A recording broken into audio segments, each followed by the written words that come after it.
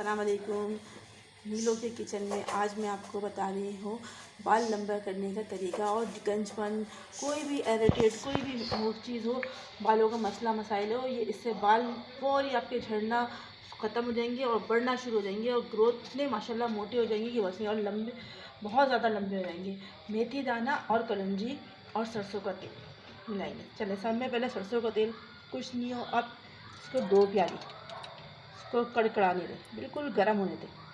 ठीक है, इतना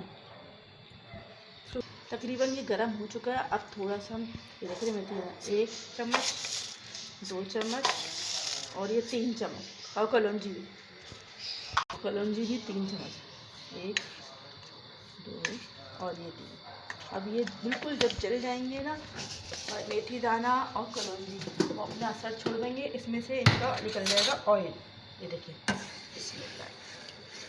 नीलो किचन में बन रहा है आज बाल लंबे करने का तरीका, और बिल्कुल बालों से प्योर सरसों का तेल है। इसमें खाना भी बनाते हैं और सत्ते भी लगाते हैं, माशाल्लाह बहुत ज़बरदस्त। चलिए, इसको कम से कम 15-20 मिनट के लिए हल्की आंच पे पकने दें। जब ये जल जाएगा फिर मैं आपके सामने लाती हूँ। तैयार होने वाला है ये, इसमें मेथी दाना और कलौंजी जल रहा है।